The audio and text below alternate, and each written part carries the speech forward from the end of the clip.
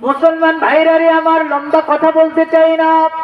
যে কথা আপনাদের খেদমতে বোঝাতেছিলাম, বিশ্বনবী সাল্লাল্লাহু আলাইহি ওয়াসাল্লাম হাদিসের মধ্যে আল্লাহ তাআলার পক্ষ থেকে কিছু নীতিমালা দিয়েছেন। এই নীতিমালাগুলোর আওতায় যদি আমরা আমাদের সন্তানকে লালিত পালিত করতে পারি, আল্লাহর কসম করে বলি, আপনার সন্তান দুনিয়াতেও আপনার বিরোধী হবে না, কিয়ামতের ময়দানেও আপনার বিরোধী কখনো হবে না, বরং দুনিয়াতেও আপনার পক্ষপাতিত্ব করবে, আপনার পক্ষ নেবে, আপনাকে খেদমত করবে, বৃদ্ধ বয়সে সবকিছুর ব্যবস্থা করবে। এরপরে আপনি যখন মৃত্যুবরণ করবে তখন আপনাকে ভুলবে না, বরং আপনাকে সাথে না নিয়ে জান্নাতে যেতে চাইবে না। আল্লাহ রাব্বুল আলামিনের কোরআন মন্থন করলে পাওয়া যায়, আমি প্রদত্ত সন্তানকে, আমি প্রদত্ত কালাম, আমার জবানে মোবারক থেকে যে মহাগ্রন্থ ঐশী কালাম বের হয়েছে, এই ঐশী গ্রন্থের শিক্ষায় আগে শিক্ষিত করতে হবে। কিন্তু দুঃখের সাথে বলতে হয়, বর্তমান আধুনিক যুগের আধুনিক বাবা, আধুনিকা মা তার সন্তানকে অত্যাধুনিক করার জন্য যখনই সন্তান কথা বলা শেখে, তখনই বাই বাই, টাটা, টাস টাস, বাই বাই এগুলো শিখায়, ABCD ক খ গ এগুলো শিখায়, 1 2 3 শিখায়। কিন্তু আল্লাহ তাআলার কোরআন, বিশ্বনবীজির হাদিস মন্থন করলে পাওয়া যায়, সর্বপ্রথম যখন সন্তান কথা বলতে শিখবে তখন তাকে কোরআনের শিক্ষা অর্জন করার জন্য বেসিক জ্ঞান, তাকে আলিফ বা তা সা জিম শেখাও। আল্লাহর পরিচয় করে দাও, নবীজির পরিচয় করে দাও, তাহলে দেখা যাবে ছোট্টবেলায় এই সন্তান যখন কোরআনুল কারীমের অক্ষরগুলো শিখে ফেললো, কোরআনুল কারীমের বেসিক জ্ঞানগুলো শিখে ফেললো, কালেমায়ে তাওহীদ শিখে ফেললো, ঈমানে মুজমাল, ঈমানে মুফাসসাল শিখে পড়লো, এর পরবর্তীতে যদি এই সন্তান ডাক্তার হয়, এরপরেও কালেমা শুদ্ধ করে পারবে, ব্যারিস্টারও হয়, এরপরেও কোরআন পড়তে পারবে, ইঞ্জিনিয়ারও যদি হয়, এরপরেও কোরআন পড়তে পারবে, কালেমাটাও শুদ্ধ করে বলতে পারবে। কিন্তু আল্লাহর কসম করে বলি, বলুন তো দেখি, তামাম পৃথিবীতে জরিপ করে দেখেন, কয়জন ইঞ্জিনিয়ার আছে কালেমাটা শুদ্ধ করে বলতে পারবে? কয়জন SSC পাসের সন্তান আছে কালেমাটা শুদ্ধ করে বলতে পারবে, ঈমানে মুজমাল পড়তে পারবে? অথচ মুসলমানের সন্তান হওয়ার পরে তার জন্য কোরআন শিক্ষা করা, কালেমা, 4 কালেমা শেখা তার জন্য ফরজাইন। এটা সন্তানের দায়িত্ব না, এই দায়িত্ব কার বলেন তো দেখি? বাবা মার। আসসালামু আলাইকুম ওয়া রাহমাতুল্লাহি ওয়া বারাকাতুহু।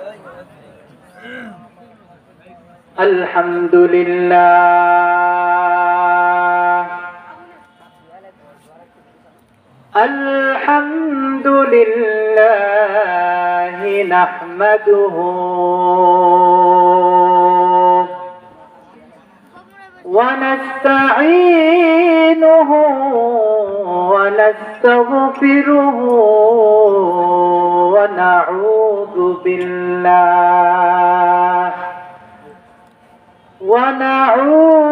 বিল্লাহি মিন শুরুরি আনফুসিনা ওয়া মিন সাইয়্যাতি আ'মালিনা।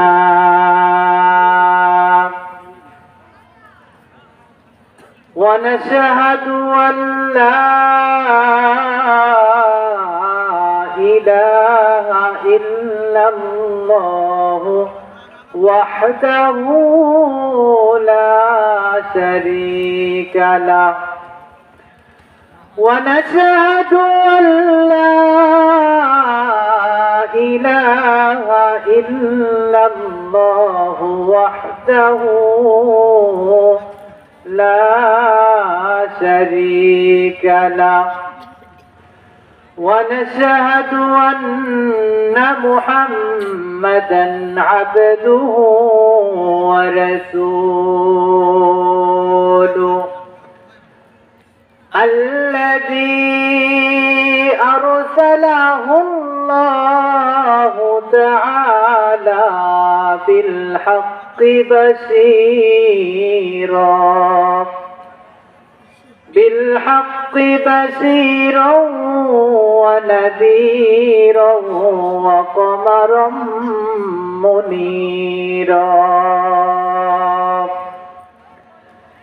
أما بعد فأعوذ بالله من الشيطان الرجيم بسم الله الرحمن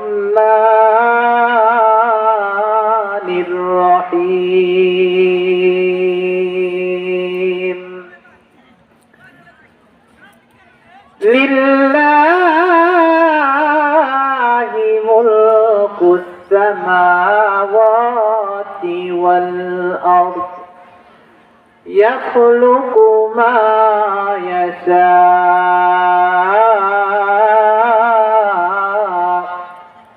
يهب لمن يشاء إناثا ويهب لمن يشاء الذكور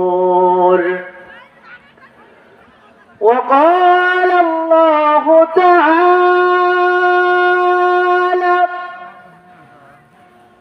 في كلامه المجيد وفي فرقانه الحميد يا أيها الذين آمنوا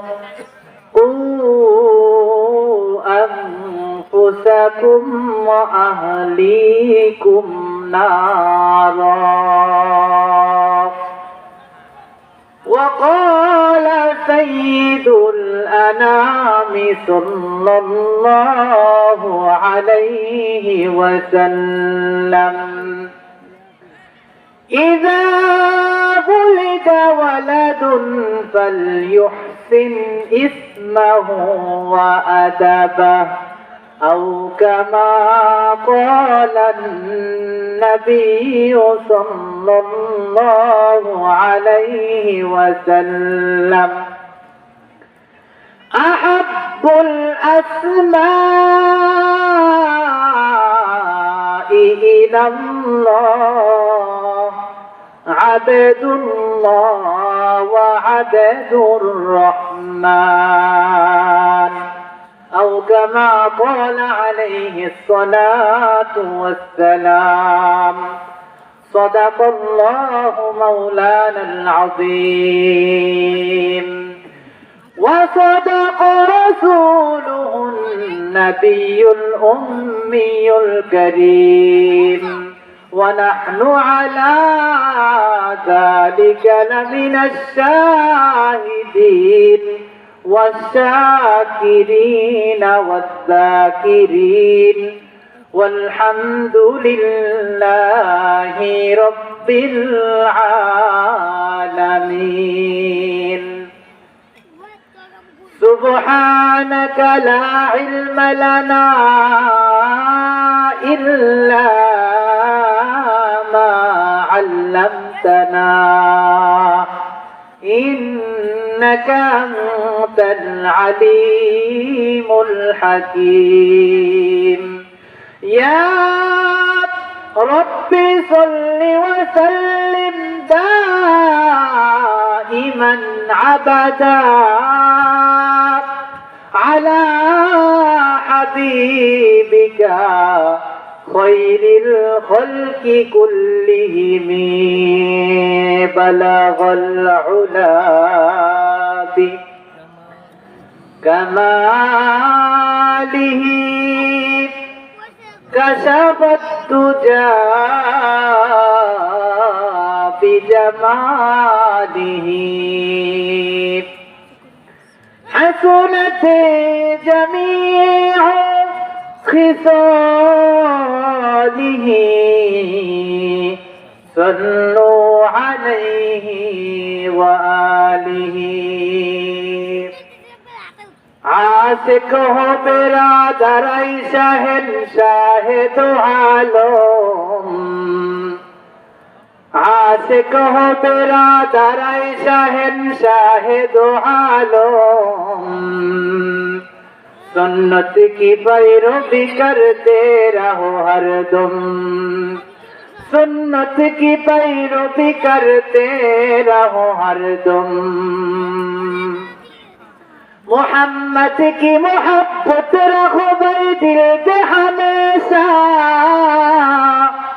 मोहम्मद की मोहब्बत रखो भाई दिल पे हमेशा, तासब मर्दे कमल उम्मत मुस्तफा, तासब मर्दे कमल उम्मत मुस्तफा, कौनैन का बेहतर खुदा तुमको बनाया, उम्मत की निगाहबान खुदा तुमको बनाया, उम्मत की निगाहबान खुदा तुमको बनाया।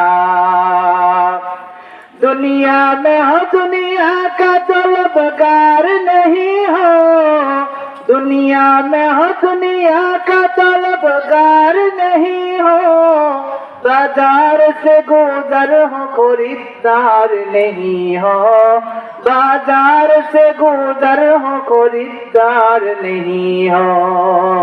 नमी गोयम कि आज दुनिया जुदाबाज, बाहर कारे के बासी बा खुदा बास, बाहर दीनो बाहर दुनिया बाहर नाम, अल्लाह अल्लाह कर दबायत वस्सलाम, बलगल उला बि कमालिही, कशफत दुजा बिजमालिही, हसनत जमीउ खिसालिही, सल्लु अलैहि व आलिही।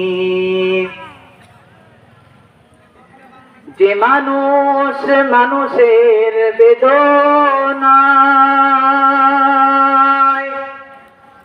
কেঁদেছিলেন জীবন মদিনায়, সেই মাটি সেই মানুষ যদি এত সুন্দর, না জানি তাহলে তুমি কত সুন্দর, কত সুন্দর। মুআজ্জাজ মুহতারাম, অধ্যকার ঐতিহ্যবাহী আদর্শ দ্বীনি বিদ্যাপীঠের অন্যতম পাঁচতুপি মিয়াপাড়া জামে মসজিদ হাফিজিয়া মাদ্রাসা ও এতিমখানার উদ্যোগে 2 দিন ব্যাপী আয়োজিত প্রথম দিন সাংস্কৃতিক অনুষ্ঠান এবং দ্বিতীয় অধিবেশন, দ্বিতীয় রজনীর শ্রদ্ধাভাজন সম্মানিত সভাপতি এবং আমার সামনে বসা পর্দার অন্তরালে অবস্থানদাতা মা ও বোনেরা, আমরা সর্বপ্রথম লাখো কোটি শুকর আদায় করি সে মহান আল্লাহ তাআলার দরবারে আলিশানে, যে আল্লাহ তাআলা আমাদেরকে এই জান্নাতি আয়োজনের মাঝে আসার বসার তৌফিক এনায়েত করেছেন। তার দরবারে আলিশানে আমরা সকলেই সমস্বরে দিল থেকে হৃদয় নিংড়ানো উচ্চ আওয়াজ দিয়ে সকলেই পড়ে নেই আলহামদুলিল্লাহ। লাখো কোটি দরুদ সালাম সে মহামানবের প্রতি, যাকে আল্লাহ তাআলা বিশ্ব মানবতার মুক্তির দূত হিসেবে প্রেরণ করেছিলেন, যাকে উপলক্ষ করে দ্বীন ইসলামের মতো মনোনীত একটি ধর্ম আমরা পেয়েছি। সেই নবীর শানে দরুদের হাদিয়া প্রেরণের লক্ষ্য নিয়ে আমরা সকলেই পড়ে নেই সাল্লাল্লাহু আলাইহি ওয়াসাল্লাম। সম্মানিত উপস্থিতি, আমি আপনাদের খেদমতে পবিত্র কালামে মাজিদের 2খানা আয়াতে কারিমা তেলাওয়াত করেছি। একটা আয়াতে কারিমা পুরাটুক তেলাওয়াত করেছি, আরেকটি আয়াতে কারিমা প্রথম অংশ তেলাওয়াত করেছি। প্রথম যে আয়াতে কারিমা তেলাওয়াত করেছি এটি 25 নম্বর পারা 42 নম্বর সূরা সূরাতুশ শূরার 49 নম্বর আয়াতে কারিমা। দ্বিতীয় নাম্বার যে আয়াতে কারিমার অংশ তেলাওয়াত করেছি 28 নম্বর পারা 63 নম্বর সূরা সূরাতুত তাহরিমের 6 নম্বর আয়াতে কারিমার প্রথম অংশ। এই দুইটা আয়াত থেকেই আমি আপনাদের খেদমতে আলোচনা করব ইনশাআল্লাহ। ওমা তাওফীকি ইল্লা বিল্লাহ। সম্মানিত উপস্থিতি, আমরা যারা এখানে আছি, যারা এই মাইকের আওয়াজ শুনতে পাচ্ছেন, আমরা সকলেই জানি এই পৃথিবীর প্রতিটি যুবক যুবতী যখন বিবাহ বন্ধনে আবদ্ধ হয়, বৈবাহিক জীবনে পদার্পণ করে, তখন থেকেই তাদের অন্তরের একটি কমন চাহিদা, সেটি হলো সন্তানের পিতা আর মাতা হওয়া। নাকি বলেন আপনারা? এজন্যই তো দেখবেন বিবাহ বন্ধনে আবদ্ধ হয়েছে, বৈবাহিক জীবনে পদার্পণ করেছে, 1 বছর 2 বছর অথবা লম্বা টাইম অতিবাহিত হওয়ার পরেও যদি স্ত্রীর গর্ভে সন্তান না আসে, তখন সন্তান লাভের জন্য, পিতা মাতা হওয়ার জন্য বিভিন্ন পদক্ষেপ গ্রহণ করে। আপনারা দেখেছেন কিনা, কখনো কবিরাজের কাছে, কখনো হাকিমের কাছে, কখনো ডাক্তারের কাছে, কখনো হুজুরের কাছে, কখনো পীরের দরবারে, বিভিন্ন মাধ্যমে চেষ্টা প্রচেষ্টা একটাই, সেটি হলো সন্তানের পিতা আর মাতা হওয়া। নাকি বলেন আপনারা? কিন্তু আমাদেরকে বুঝতে হবে, সন্তানের পিতা মাতা হওয়াই কি আমাদের সবচাইতে বড় বিষয়, নাকি সন্তানের পিতা মাতা হওয়ার পরে এই সন্তানের মাধ্যমে দুনিয়া এবং আখিরাতে সফল কাম হওয়া, উপকৃত হওয়া, আখিরাতের ময়দানে এই সন্তানের মাধ্যমে কোন একটা নেক আমলের মাধ্যমে পার পেয়ে আল্লাহর জান্নাতে হওয়া, এটি সবচেয়ে বড় বিষয়। এটা আমাদেরকে বুঝতে হবে। আমরা তো সন্তানের পিতা মাতা হওয়ার জন্য সবাই খুব লালায়িত, অনেক আগ্রহ নিয়ে থাকি। আমি সন্তানের আব্বু হব, আমি সন্তানের মা হব, মা বোনের আশায় থাকে আমি সন্তানের মা হব, অনেক বুকের ভিতরে আশা। কিন্তু এই সন্তানের মা আর বাবা হওয়াই আমাদের মৌলিক বিষয় নয়। এটা কোরআন হাদিস মন্থন করলে পাওয়া যায়। আল্লাহ রাব্বুল আলামিন সন্তান আমাদেরকে এমনি দেন নাই, বরং একা একা জান্নাতের পথ চলা কঠিন। এজন্য একজন মানুষ একা একা থাকা ইসলাম শরীয়ত সমর্থন করে না। শরীয়ত বলে দিয়েছে, একা একা তুমি কখনোই জান্নাতের পথ চলতে পারবে না। এজন্য তোমার যখন যৌবন কাল শুরু হয়ে যাবে, তুমি তোমার সঙ্গিনী হিসেবে, অর্ধাঙ্গিনী হিসেবে একজন মেয়েকে সিলেক্ট করো, একজন মেয়েকে স্ত্রী হিসেবে গ্রহণ করো। একজন মেয়েকে যখন স্ত্রী হিসেবে গ্রহণ করবে, এর মাধ্যমে তোমার যৌবনের চাহিদাও মিটবে। এরপরে তোমরা দুইজনে মিলে একে অপরে একের সাথে মিলে জান্নাতের পথ আসান হয়ে যাবে। এজন্যই তো বিশ্বনবী সাল্লাল্লাহু আলাইহি ওয়াসাল্লাম বারবার আমাদেরকে বলেছেন, বিবাহ বন্ধনে আবদ্ধ হওয়া নিষ্ফল ঈমান। ঈমানের অর্ধেক হলো বৈবাহিক জীবনে পদার্পণ করা। শুধু বৈবাহিক জীবনে পদার্পণ করলেই একজন মানুষ জান্নাতি হতে পারে না। জান্নাতি হওয়ার জন্য তার সন্তান, সন্তানাদি, সম্পদ সবকিছুই তার সহযোগী হবে। এজন্যই তো আল্লাহ রাব্বুল আলামিন আমাদেরকে কাউকে সম্পদ দেন, কাউকে সন্তান দেন। এই সন্তান দেওয়ার পরে আল্লাহ তাআলা বিশ্ব নবীজির মাধ্যমে আমাদেরকে জানায় দিয়েছেন, বিশ্ব নবীজির মাধ্যমে আমাদেরকে মেসেজগুলি দিয়েছেন। বিশ্ব নবীজি বলেন, মান ক্বরাআল কুরআন ফাস্তাজহারাহু ফাআহাল্লা হালালাহু ওয়া হাররামা হারামাহু আদখালাহুল্লাহুল জান্নাহ ওয়া শাফাআহু ফি আশরাতিন মিন আহলি বাইতিহি কুল্লুহুম কদ ওয়াজাবাত লাহুমুন নার। বিশ্ব নবীজির মাধ্যমে আমার স্রষ্টা, আপনার স্রষ্টা আল্লাহ তাআলা জানায় দিলেন, এই পৃথিবীর যে সমস্ত মা বাবার সন্তান কোরআন পড়বে, কোরআন হেফজ করুক বা না করুক, কোরআন দেখে দেখে পড়তে পারে, পরবর্তী লাইফস্টাইল যদি এই কোরআন অনুযায়ী করতে পারে, আল্লাহ তাআলা এই সন্তানের হাতে এমন একটা পাওয়ার দিবে, এই সন্তান মৃত্যুবরণ করার পর তার বংশের মধ্য থেকে এমন 10 জনকে সুপারিশ করে আল্লাহ তাআলার জান্নাত পর্যন্ত পৌঁছায় দিবে, যাদের ব্যাপারে জাহান্নাম অতীত হয়েছে।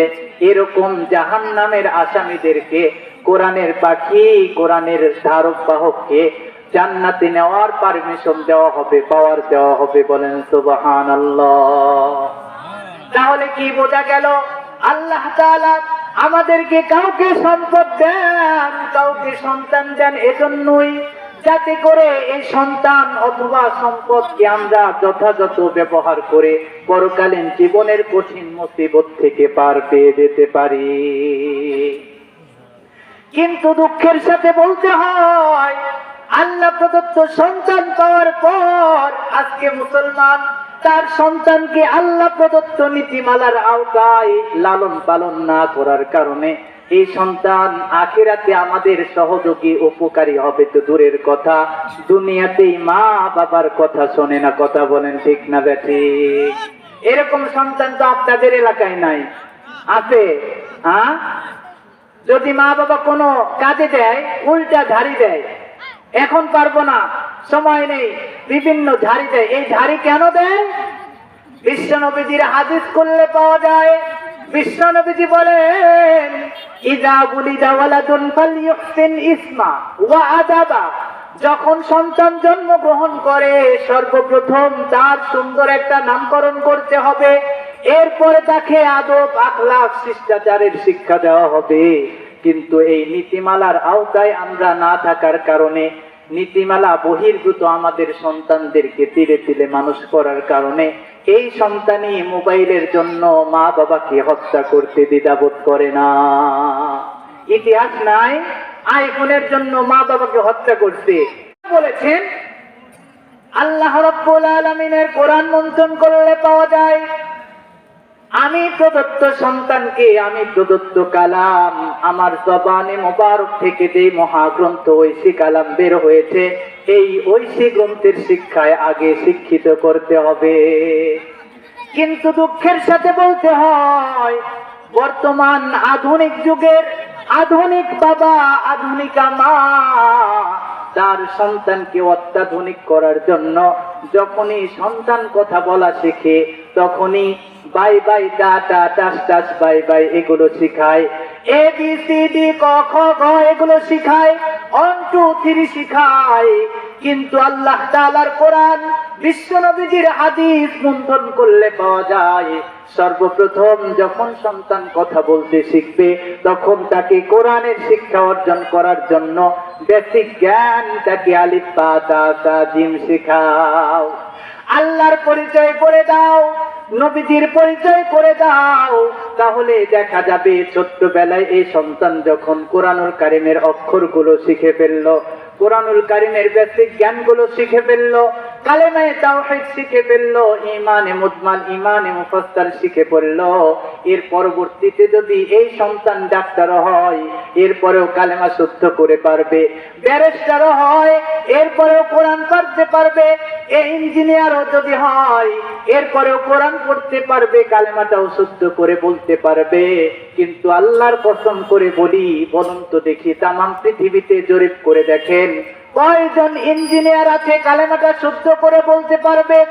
কয়জন এসএসসি পাসের সন্তান আছে কালেমাটা শুদ্ধ করে বলতে পারবে, ঈমানে মুজমাল পড়তে পারবে? অথচ মুসলমানের সন্তান হওয়ার পরে তার জন্য কোরআন শিক্ষা করা, কালেমা, 4 কালেমা শেখা তার জন্য ফরজে আইন। এটা সন্তানের দায়িত্ব না, এই দায়িত্ব কার বলেন তো দেখি? বাবা মার। এ কথাও আল্লাহ তাআলা কোরআনুল কারীমের মধ্যে বলে দিয়েছেন, وَقَالَ الَّذِينَ كَفَرُوا رَبَّنَا أَرِنَا الَّذَيْنِ أَضَلَّانَا مِنَ الْجِنِّ وَالْإِنسِ نَجْعَلْهُمَا تَحْتَ أَقْدَامِنَا لِيَكُونَا مِنَ الْأَسْفَلِينَ। সূরা হামিম সিজদার 31 নম্বর আয়াতের মধ্যে আল্লাহ রাব্বুল আলামিন বলে দিয়েছেন, কিয়ামতের ময়দানে যেই সমস্ত কাফের অথবা যেই সমস্ত মানুষের ব্যাপারে জাহান্নামের ঘোষণা হয়ে যাবে, এই মানুষগুলি আল্লাহ রাব্বুল আলামিনকে অ্যাপ্লিকেশন করবে, আল্লাহ দুনিয়াতে যেই মা বাবার ঔরসে আমাদেরকে পাঠাইছিলা, ওই মা বাবার অবহেলার কারণে আজকে আমরা জাহান্নামী। সুতরাং ওই মা বাবাকে নিয়ে আসেন, তাদের বুকের উপরে তাদেরকে পদপিষ্ট করে আমরা জাহান্নামে যেতে চাই। কারণ আমরা আজকে জাহান্নামে হয়েছি, এটা তো আমি নিজে নিজে হই নাই। এর জন্য দায়ী হলো আমার পিতামাতা। কারণ আমার পিতামাতা আমার জন্য টাকা অবশ্যই খরচ করেছে, বরং লক্ষ লক্ষ টাকা খরচ করিয়েছে, আমাকে দেশ বিদেশ ঘুরাইছে, জ্ঞান ও বিজ্ঞানের শিক্ষা দিয়েছে। পাশেই ছিল মসজিদ, পাশেই ছিল মাদ্রাসা, কোনোদিন মাদ্রাসায় যাওয়ার কথা বলে নাই, কোনোদিন মসজিদের মধ্যে মোল্লা মুন্সির কাছে পড়ার জন্য আমাকে দেয় নাই। এজন্যই তো আল্লাহ তোমাকে চিনতে পারি নাই, বিশ্ব নবীজিকেও চিনতে পারি নাই, কোরআন পারি না, হাদিস পারি না। এজন্যই তো আজকে জাহান্নামের অধিবাসী আমি হয়ে গেছি। এজন্য একা একা জাহান্নামে যেতে চাই না। ওই মা বাবাকে নিয়ে আসেন, তাদের বুকের ওপরে পা রেখে তাদের পদপিষ্ট করে জাহান্নামে যেতে চাই। এখন বলবেন হুজুর বানায় বানায় বলতেছেন। বানায় বানায় বলতেছি না, হামিম সেজদার রেফারেন্স দিয়ে কথা বলতেছি। আপনারা এই আয়াতের অর্থ খুলে দেখেন। وقال الذين كفروا ربنا أرنا الذين أضلانا من الجن والإنس। জিন এবং ইনসান জাতির মধ্য থেকে আদল্লানা, যারা আমাদেরকে পথভ্রষ্ট করেছে, আমাদেরকে প্রতারিত করেছে, মাদ্রাসায় পড়ার থেকে প্রতারিত করে ইংলিশ মিডিয়ামের মধ্যে দিয়েছে, স্কুল কলেজ ইউনিভার্সিটিতে পড়াইছে, Hong Kong, Bangkok, Japan, German, Scotland সহ বিভিন্ন ল্যান্ড থেকে ডাক্তারের বড় বড় ডিগ্রি আনয়ন করিয়েছে, কিন্তু বাড়ির পাশের মাদ্রাসায় দেয় নাই। ঘরের ভিতরেই কোরআন রাখা ছিল, এ কোরআনের শিক্ষা দেয় নাই, মাদ্রাসায় কোনোদিন যেতে বলে নাই। এরপরে বাংলা পড়ার মধ্যে আমার ব্যাঘাত ঘটবে, পরীক্ষার সামনে অন্য সময় আমাদের কথা বলে নাই, বরং পরীক্ষার সময়ে আমাকে কম্বল মুড়ে দিয়ে বারবার ঘুমাইতে বলেছে। ফজরের সময় আমার বাবা নিজে মসজিদে যেত, আমাকে কোনোদিন বলে নাই। নিজে কোরআন পড়তো, আমাকে কোনোদিন বলে নাই। আমার মা কোরআন পড়তো, আমাকে কোনোদিন বলে নাই। আমার মা বাবা ইসলামের বেসিক জ্ঞানগুলি আমল করতো, জানতো, কিন্তু আমাকে কোনোদিন শিক্ষা দেয় নাই। সেজন্যই তো আজকে আমরা জাহান্নামে হয়েছি। সুতরাং যেই মা বাবার অবহেলার কারণে, যেই মা বাবার প্রতারণার কারণে আজকে আমরা জাহান্নামে হলাম, তাদেরকে নিয়ে আসেন, তাদের পদপিষ্ট করে আজকে আমরা জাহান্নামে যেতে চাই। বলেন নাউযুবিল্লাহ। মুসলমান ভাইরা আমার, সেজন্য বলতেছিলাম মা বাবা হওয়া অত সহজ না। অনেকেই বলে জন্ম দিয়েছি, কর্ম দিতে পারলাম না। এ কথার ব্যাখ্যা হিসেবে আমাদের অত্র এলাকার মানুষ, বাংলাদেশের মানুষ এটাই বলে, সন্তান জন্ম দিয়েছি, 1 বিঘা জমি দিতে পারলাম না। সন্তান জন্ম দিয়েছি, চাকরি বাকরির ব্যবস্থা করে দিতে পারলাম না। সন্তান জন্ম দিয়েছি, সুন্দর বাড়ি করে দিতে পারলাম না। সন্তান জন্ম দিয়েছি, সুন্দর স্ত্রী আনয়ন করে দিতে পারলাম না। জন্ম দিতে পারলাম, কর্ম দিতে পারলাম না। এই কথার অর্থ এটাই বলে। কিন্তু হাদিসের ভাষায়, কোরআনের ভাষায় জন্ম দেওয়া আর কর্ম না দিতে পারার অর্থ হলো, সন্তান জন্ম দিয়েছেন, দুনিয়ার সব দিয়েছেন, আল্লাহর পরিচয় দেন নাই। সুতরাং আল্লাহর কসম করে বলতে পারি, আপনি আপনার সন্তানকে দুনিয়ার সব দিতে পারেন, কিন্তু আল্লাহর পরিচয় যদি না দেন, কোরআনের জ্ঞান না দেন, আল্লাহর কসম করে বলি আপনি আপনার সন্তানকে কিছুই দেন নাই। মুসলমান ভাইরা আমার, আল্লামা শামসুল হক উনি লিখেছেন, একজন মানুষ দুনিয়ার সব পেয়েছে, লক্ষ লক্ষ টাকা, লক্ষ বিঘা জমি, দামি বাড়ি গাড়ি সব কিছু পেয়েছে, কিন্তু আল্লাহকে পায় নাই। ওই ব্যক্তি কিচ্ছু পায় নাই। আর একজন সন্তান, আর একজন ব্যক্তি দুনিয়ার কিচ্ছু পায় নাই, খেটে খাওয়া দিন মজুর, শ্রমিক, ঠেলাওয়ালা, ভ্যানওয়ালা, অথবা অটো রিক্সা চালায়, অথবা চাকরির কোনো ব্যবস্থা নাই, মাথা গোজার ঠাঁই নাই, কিন্তু আল্লাহকে পেয়েছে। আল্লাহর কসম করে বলি, এই ব্যক্তি দুনিয়ার সব পেয়েছে। মুসলমান ভাইরা আমার, লম্বা কথা বলতে চাই না।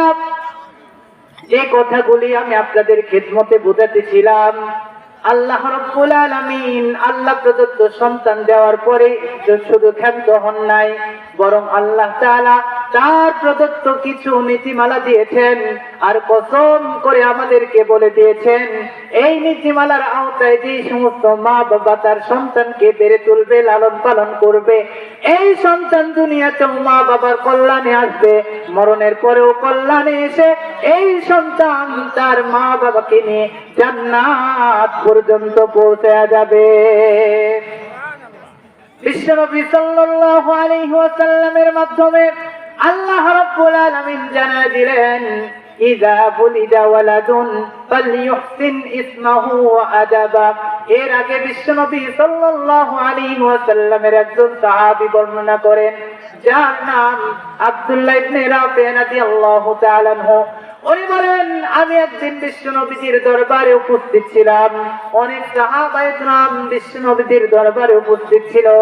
আব্দুল্লাহ ইবনে রাফি রাদিয়াল্লাহু তাআলা আনহু বর্ণনা করেন, ইতিমধ্যে একজন সাহাবী বিশ্বনবীর দরবারে আসলেন, আসার পরে বললেন, ওগো নবীজি, আপনি শুনে বড় আনন্দিত হবেন, খুশি হবেন, আপনার আদরের কন্যা ফাতেমা রাদিয়াল্লাহু তাআলা আনহার গর্ভ থেকে হযরতে হাসান রাদিয়াল্লাহু তাআলা আনহু জন্মগ্রহণ করেছেন।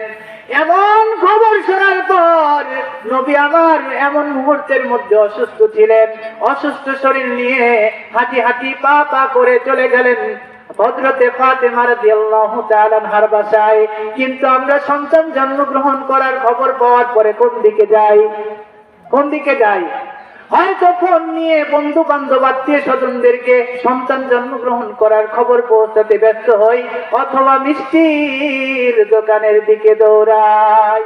কথা বলে ঠিক যাবে ঠিক। কিন্তু নবী আমার মিষ্টি কেনার জন্য গেলেন না, সাহাবায়ে কেরামদেরকে খবর পৌঁছানোর ব্যাপারেও কিন্তু তিনি পেরেশানির মধ্যে পড়লেন না, বরং নবী আমার অসুস্থ শরীর নিয়ে হাঁটি হাঁটি পা পা করে চলে গেলেন ফাতেমা রাদিয়াল্লাহু তাআলা আনহার বাসায়।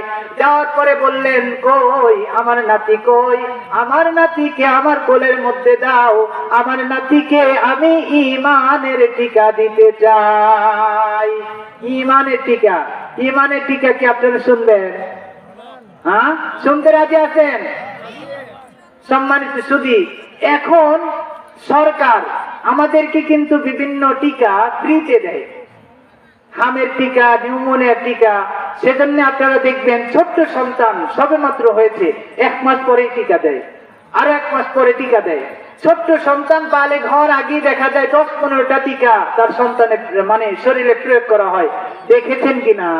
হ্যাঁ, দেখেন নাই তো? এই টিকা আমরা মনে করি ফ্রিতে দেয়, আসলে ফ্রিতে দেয় না।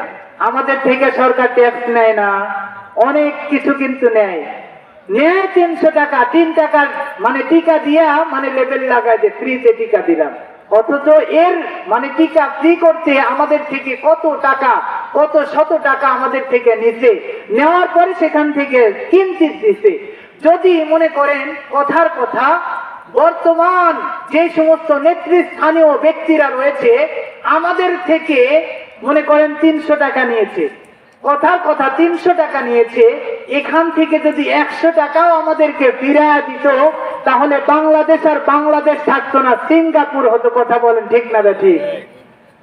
মুসলমান ভাইরা আমার, স্পষ্ট ভাষায় বলতে চাই, এই সমস্ত নেতৃস্থানীয় ব্যক্তিরা আমাদের থেকে সমস্ত টাকাগুলি শুষে নিচ্ছে, কিন্তু এই টাকাগুলোই যখন আমাদের কল্যাণে আমাদেরকে দেওয়ার জন্য চেষ্টা করে, ওই সরকারের কাছ থেকে আমাদের পর্যন্ত আস্তে আস্তে দেখা যায় যে কয়েক জায়গায় হাত বদল হতে হতে আমাদের কাছে মনে করেন সরকার দেয়, সরকারের ওখান থেকে ঠিকই বাজেট হয়, কিন্তু যেই সমস্ত চেলা চান্দাগুলো মাঝখানে থাকে এরা এখান থেকে আত্মসাৎ করার কারণে পরে দেখা যায় মনে করেন 300 টাকা আমাদেরকে দিয়েছে, আমরা পরে এসে 3 টাকাও পাই না। কথা বলেন ঠিক না ঠিক?